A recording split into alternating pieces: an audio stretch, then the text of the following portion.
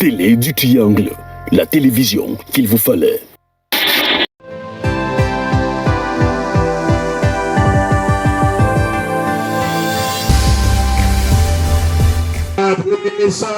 C'est à travers le thème la restauration des familles que le pasteur Christian Manga, porteur de la vision du ministère de la prospérité, a célébré son tout premier culte le samedi 14 octobre 2023 à Mendon, borne 15.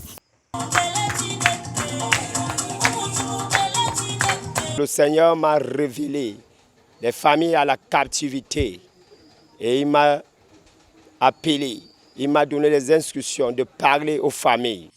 À toutes les familles qui ont fait le déplacement de ce lieu, en tête la famille du pasteur Christian Manga, l'homme de Dieu a demandé de faire confiance à l'Éternel parce qu'il est Dieu Tout-Puissant. Il agit puissamment dans nos vies lorsqu'on lui fait confiance par la foi.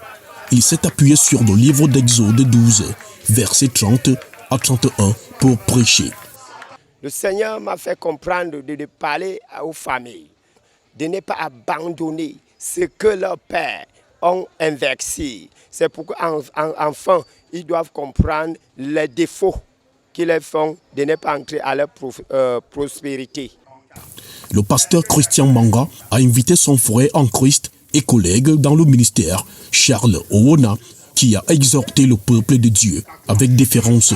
Les parents et les familles venues ont été encouragés et admirateurs en assistant à ce culte.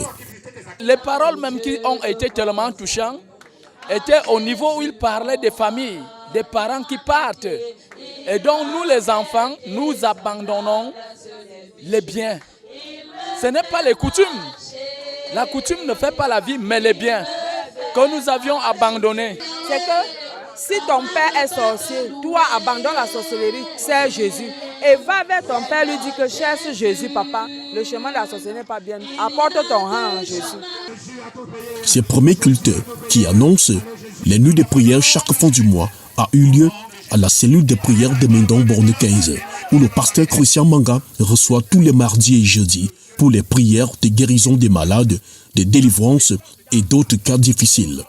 Lors de ce premier culte, des prières ont été élevées pour les personnes malades et d'autres ont reçu l'huile d'onction.